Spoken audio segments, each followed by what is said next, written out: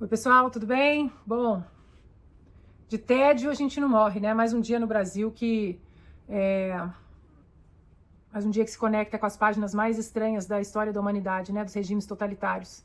O ditador Alexandre de Moraes ameaçou de prisão a representante legal do X, do antigo Twitter no Brasil, e Elon Musk resolveu não comply com as ordens ilegais, né? Vocês devem estar cientes já do que está acontecendo através desse tweet aqui, que eu vou colocar na tela para vocês, o que é chamado, né, no Global Government Affairs, que é o PR ali, o porta-voz da rede X no Brasil. Eles escreveram o seguinte: na noite passada, Alexandre de Moraes ameaçou o nosso representante legal no Brasil com prisão se não cumprirmos suas ordens de censura. Ele fez isso em uma ordem secreta que compartilhamos aqui para expor suas ações. Apesar de nossos inúmeros recursos ao Supremo Tribunal Federal não terem sido ouvidos, de o público brasileiro não ter sido informado perdão, sobre essas ordens e de nossa equipe brasileira não ter responsabilidade ou controle sobre o bloqueio de conteúdo em nossa plataforma, Moraes optou por ameaçar nossa equipe no Brasil, em vez de respeitar a lei ou o devido processo legal. Como resultado, para proteger a segurança de nossa equipe, tomamos a decisão de encerrar nossas operações no Brasil com efeito imediato. O serviço X, a rede X, continua disponível para a população do Brasil. Estamos profundamente tristes por termos sido forçados a tomar essa decisão. A responsabilidade é exclusivamente de Alexandre de Moraes. Suas ações são incompatíveis com um governo democrático. O povo brasileiro tem uma escolha a fazer: democracia ou Alexandre de Moraes. Bom, esse foi o comunicado, né, oficial do Global Affairs, e aí logo em seguida o Elon Musk tweetou isso aqui: a decisão de fechar o escritório X no Brasil foi difícil, mas se tivéssemos concordado com as exigências de censura secreta, entre parênteses, ilegal, e entrega de informações privadas, não haveria como explicar nossas ações sem ficarmos envergonhados. Bom, isso que o Elon Musk tweetou, por que a gente tem que prestar atenção nisso? Porque ele disse o seguinte, que eles não estão obedecendo à entrega de informações privadas. Ou seja, a ordem secreta do Alexandre de Moraes não foi para provavelmente não foi para derrubar um post ou bloquear um perfil, mas para entregar a Alexandre de Moraes a localização de algum perfil, dados privados desse perfil, como telefone, como e-mail, como origem, né, daquela conta, daquele tweet. E o Elon Musk disse que não vai fazer, então ele vai fechar as operações no Brasil. Mas o que isso quer dizer? Acabou o X no Brasil? Não, pessoal. O que o Elon Musk está fazendo é que ele vai tirar o escritório do Brasil. Ou seja, significa que a plataforma não vai precisar cumprir as ordens ilegais do ditador Alexandre de Moraes, porque não vai ter mais uma representação legal no Brasil. O X vai continuar funcionando para brasileiros, claro. Vai precisar de VPN, não vai precisar de VPN? A princípio, não. E aí que foi uma jogada muito interessante do Elon Musk, mais uma vez, né? Porque ele tirando o escritório que responde pela plataforma legalmente no Brasil, os advogados desmontando esse escritório jurídico no Brasil, só o serviço fica acessível para os brasileiros.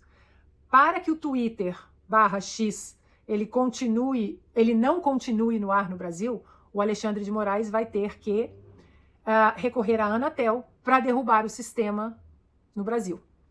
E aí a coisa vai ficar mais escancarada ainda. Para vocês terem uma ideia, olhem aqui os países que o Twitter é proibido de rodar. Bom, tá aí, né? China, Coreia do Norte, Irã, Rússia, Nigéria, Mianmar, Turcomenistão, Venezuela. E agora, quem sabe, né? Vamos entrar nessa lista de países super democráticos, né? Absurdamente democráticos. Então, agora a questão é: o Alexandre de Moraes vai pedir para a Anatel derrubar o X no Brasil? Então, pessoal, baixem VPNs, porque a gente não sabe do que vai acontecer de fato no Brasil. eu sei que existem alguns VPNs que são gratuitos, eu não entendo muito de VPN, eu não tenho, porque eu moro aqui nos Estados Unidos, né? Não preciso. E quando eu estava no Brasil, eu não conseguia acessar algumas contas, como por exemplo do Constantino, mas esse meu tweet aqui, ó, que eu coloquei, baixem o VPN enquanto é possível, aqui nesse tweet, na thread dele, no fio dele aqui, tem muita gente dizendo quais são os bons, os melhores, os mais baratos, os mais caros, os gratuitos, então deem uma olhada. Outra coisa que eu queria conversar com vocês é sobre a paciência que a gente tem que ter na vida, num contexto histórico grande. Nós precisamos vencer o nosso imediatismo o tempo todo, que o brasileiro tem isso. E quando saiu a história do Twitter Files, e aí aquele relatório chegou, desculpa pessoal, desde aquela minha gripe no Brasil, eu tô zerada, mas tem uma tosse que está me acompanhando até hoje. Quando saiu aquele relatório lá de 541 páginas, que a gente fez também, inclusive, a capa da Revista Oeste, que é essa capa aqui, eu li as 541 páginas, acabei escrevendo o artigo de capa da Revista Oeste. Logo depois a coisa deu uma arrefecida e todo mundo ficou falando, né? O Elon Musk não fez nada, não fez nada, não fez nada. Primeiro, pessoal, o Elon Musk não tem obrigação de fazer nada. A segunda coisa é que nós temos que ter uma dimensão histórica na cabeça.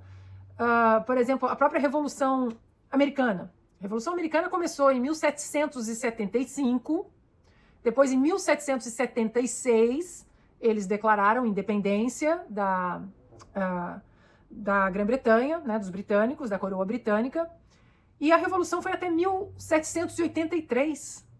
Ou seja, de 1775 a 1783, nós estamos falando de 8 anos. 8 anos. Depois houve o processo de os artigos preparando para a construção filosófica da Constituição, aí foram anos, então foram mais 6, 7, 8 anos em cima disso. Então, quando nós colocamos a nossa luta no Brasil contra tudo isso que a gente está vendo numa velocidade absurda, pessoal, 4 anos, 5 anos não é nada, absolutamente nada. Então nós temos que ter a consciência de que a nossa batalha é longa. E aqui eu quero deixar...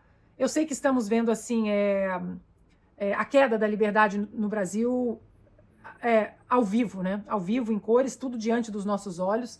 Mas muita gente, nesses 2 dias que eu fiquei em Belo Horizonte, que eu fiz um bate-volta assim muito, muito rápido, mas nesses 2 dias, já a história toda, né, do Alexandre, do Xandão Gate, ou do Vaza Toga, como queiram, já tinha saído, porque saiu na terça-feira, e muita gente na minha palestra de quarta, na minha palestra de quinta, muita gente me perguntando, mas e agora? O que vai acontecer? Não vai dar em nada, meu Deus, não vai dar em nada. Ai, olha só, pessoal, essa mentalidade de não vai dar em nada é absolutamente inaceitável. Mesmo que lá dentro a gente até pense assim, meu Deus, eu acho que não vai dar em nada. Não, a gente tem que lutar antes contra isso. Porque essa mentalidade de não vai dar em nada é o que faz, de fato, as coisas não darem em nada. O meu querido amigo parceiro de Revista Oeste, Flávio Morgenstern, ele colocou uma resposta nos stories do Instagram dele, que eu vou colocar aqui na tela e vou ler para vocês, porque é perfeito isso. Se você quer ficar nesse papinho de mas não vai acontecer nada, você é o problema. Quem está fazendo algo há anos tem de enfrentar o sistema. E você, puxando o freio de mão. Largue a mão de tentar se sentir superior fazendo catarse das suas frustrações. Pare de atrapalhar. Tenha postura, vire gente, haja como adulto e fale como alguém que não seja puramente passivo. Agora é hora de homens tomando as rédeas. Eu não poderia concordar mais com o Flávio Morgenstern nesse perfil, esse post dele. Eu tirei um print. Recomendo muitíssimo que vocês sigam o Flávio lá no Senso Comum. Tá aqui, ó, a arroba do Instagram dele. Ele está com a gente na Revista Oeste também. E não dá mais para ouvir essa ladainha de o Brasil não vai dar em nada. Isso aí é ser passivo. É ser completamente, se entregar completamente a essa narrativa de que, ai, não vai dar em nada, de que é sempre a mesma coisa. Coloque as coisas, eu sempre falo aqui com todos vocês, nas minhas lives, nos meus artigos, coloquem as coisas num contexto histórico, num contexto grande histórico, e aí sim vocês vão entender a dimensão do que é para mudar uma coisa tão grandiosa como essa que nós desejamos mudar no Brasil, e como o que nós vivemos, que ainda num contexto histórico, ainda precisa de muita energia. Eu falei da Revolução Americana, né, do time, né, do time frame ali, de 1775 até 1783, mas se pegarmos a própria Segunda Guerra também, né, Primeira Guerra, Segunda Guerra também, a gente tem que sair disso, de que nada vai acontecer. Eu realmente... Ana, mas assim, muita gente me perguntou nesses últimos 2 dias. Mas o que você acha, assim, só aqui, você não precisa falar no Sem Filtro. O que você acha que vai acontecer, assim, você, conversando em casa? Sinceramente, não sei. Não sei. Há quantos dias a gente tenta fazer alguma coisa e vem outra e passa em cima? E a gente quer falar do final da Olimpíada e passa outra coisa em cima. A gente quer falar do que aconteceu no Senado, passa outra em cima e passa outra em cima, enfim. Eu realmente não sei o que vai acontecer. Não sei. Não sei se o sistema vai entregar o Moraes, não sei se vai ter dessa vez um pedido de impeachment por pressão do Pacheco, porque o Pacheco, como advogado, ele tem... ações na mesa do Supremo Tribunal Federal. Mas ele também estava de olho na vaga do Flávio Dino para o Supremo Tribunal Federal. Então, realmente não sei. Vai sair Alexandre de Moraes, e aí vai sair o Alexandre de Moraes e vai entrar um outro indicado do Lula, que provavelmente deve ser o Bruno Dantas, do TCU, que esse também é um perigo. Low profile, tá sempre ali abaixo do radar. Eu não sei, pessoal, o que vai acontecer. Mas o que eu sei é que a gente não pode parar. A gente não pode parar. A gente tem que continuar seguindo para onde quer que nosso barco esteja nos levando.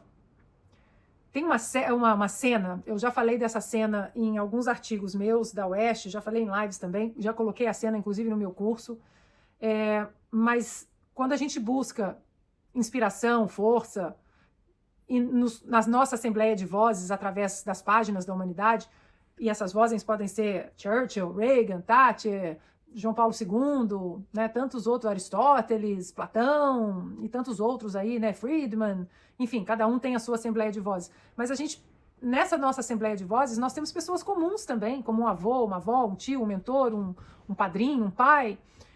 E dentro desse contexto, eu quero trazer aqui para vocês uma cena daquele filme Dunkerque. Eu até comentei em uma das minhas palestras, respondendo exatamente essa pergunta. Alguém fez a pergunta, mas o que vai dar? E eu respondi, eu acho, exatamente essa resposta que eu dei aqui para vocês. Eu mencionei um filme que provavelmente vocês já devem ter visto, mas recomendo, hoje é sábado, vê de novo esse filme, com outros olhos. Eu estou falando de Dunkerque. É um filme de 2017, do espetacular Christopher Nolan. E tem uma cena do filme, para quem não viu, eu não vou dar spoilers, mas o filme é sobre as tropas britânicas que estavam cercadas, presas ali em Dunkerque. Isso foi antes dos Estados Unidos entrarem oficialmente na Segunda Guerra Mundial. E Adolf Hitler passando, né, o trator em cima de tudo e todos, demonstrando uma força assim avassaladora. Os assistentes e conselheiros de Churchill falando, a gente tem que se render, porque o cara tem uma força, a Luftwaffe, né, a força aérea alemã era de uma força superior muito maior. E ali em Dunkerque as tropas estavam cercadas, né, acuadas ali na praia, né, no litoral de Dunkerque, 300 mil homens. E as notícias que chegavam até a Churchill, davam conta de que eles morreriam. Os navios de guerra não conseguiam chegar, eles não conseguiam chegar exatamente pela profundidade ali do canal, né? Não conseguiam chegar, muitos não chegariam até as praias onde os soldados precisavam ser evacuados. E fora que navios grandes de guerra chamariam muita atenção para a Luftwaffe, a Força Aérea Alemã, e seriam alvos fáceis de bombardeios aéreos. Então Churchill ficou ali alguns dias pensando, então surgiu a Operação Dínamo. A Operação Dínamo foi o recrutamento de embarcações civis para atravessarem o canal e ajudarem, libertarem, trazerem o máximo de soldados possíveis. E tem uma cena que ela é tão especial, porque ela reflete muito até isso que a gente está vivendo aqui agora. Eu vou colocar a cena aqui para vocês e depois assistam. A cena é rápida e aí eu volto para a gente trocar uma ideia. Hello, can you hear me? Open the door! Can you hear me? He must have come out. What have you done? Locked him in? Let him out, for God's sake. Hello!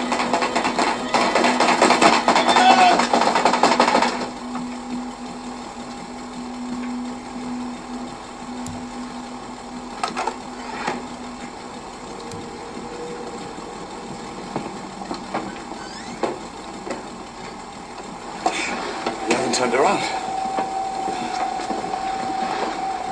Oh, we have a job to do.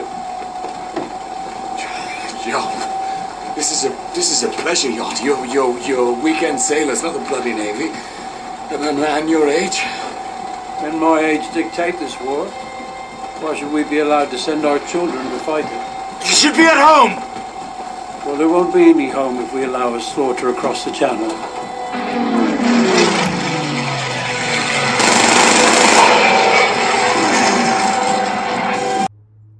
Bom, maravilhosa a cena em vários, olhando pela perspectiva de vários conceitos filosóficos e morais. Primeiro, Mr. Dawson, né, que pega ali o aviador, né, o piloto abatido, brilhantemente interpretado por Cillian Murphy, de Peaky Blinders, para quem gosta de Peaky Blinders. Eu sou fã de Peaky Blinders. E ali o piloto ele está no que é chamado de shell shock, que é aquela coisa, o shell shock é o choque da guerra, né?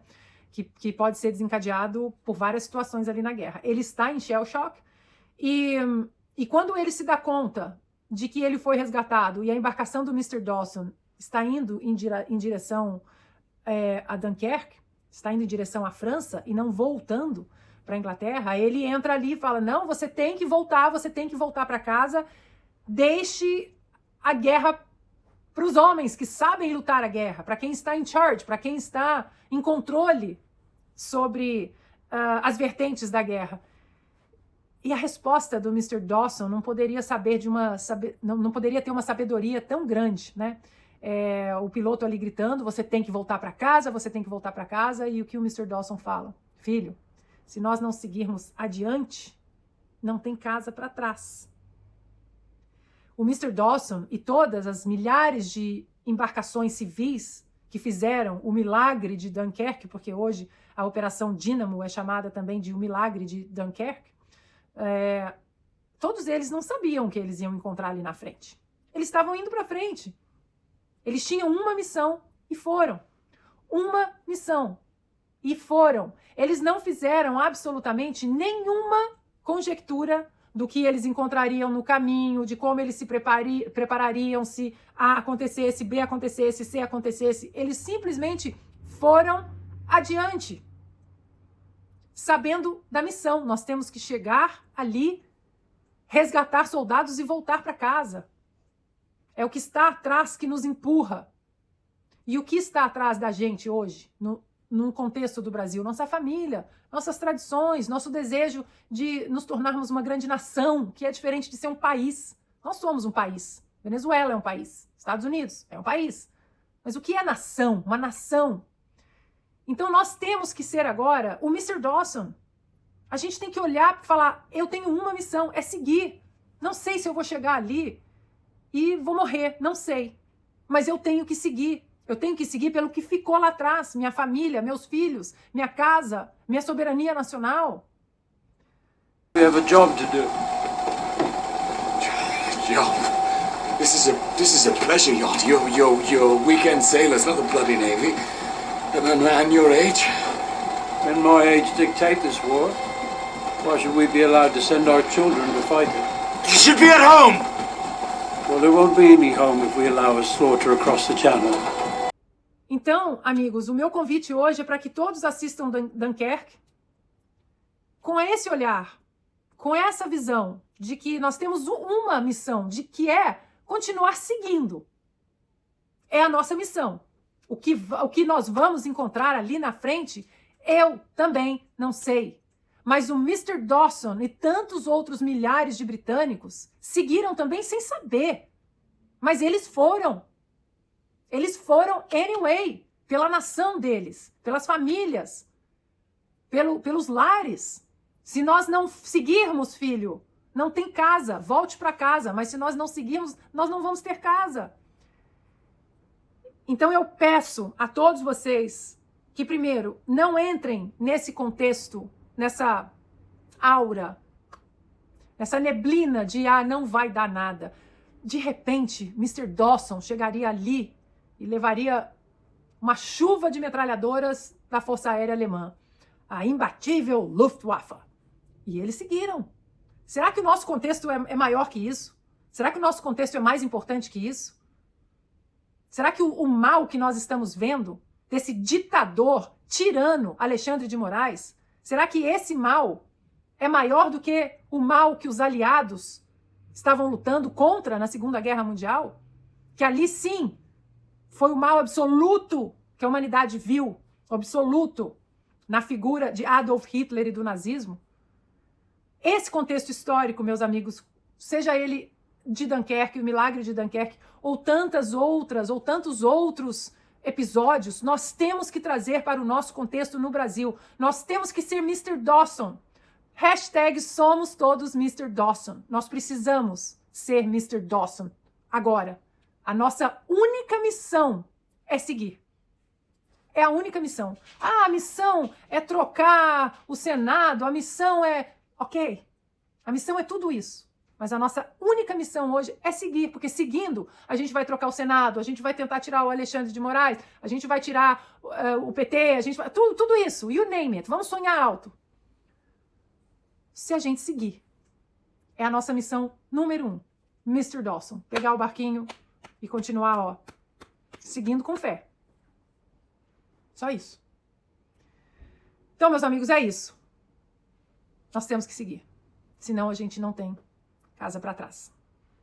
Deixo vocês, então, já que estamos falando de Churchill, que desenhou a missão Dínamo para libertar, para ir resgatar os soldados britânicos, acabaram resgatando soldados franceses também, eu vou deixar o discurso dele, um pedacinho.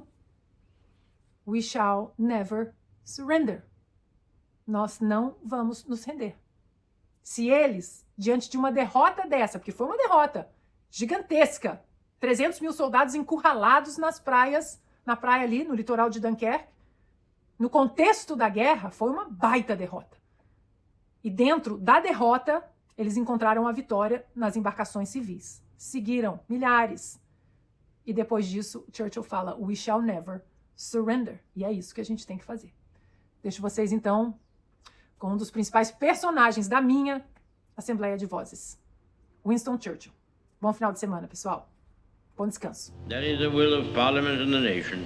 The British Empire and the French Republic, linked together in their cause and in their need, will defend to the death their native soil, aiding each other like good comrades to the utmost of their strength. We shall go on to the end. We shall fight in France.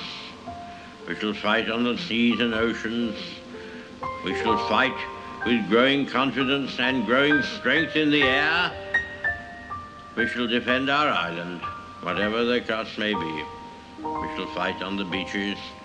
We shall fight on the landing grounds. We shall fight in the fields and in the streets. We shall fight in the hills. We shall never surrender. And if, which I do not for a moment believe, this island or a large part of it were subjugated and starving, then our empire beyond the seas, armed and guarded by the British fleet, would carry on the struggle until, in God's good time, the new world, with all its power and might, steps forth to the rescue and the liberation of the old.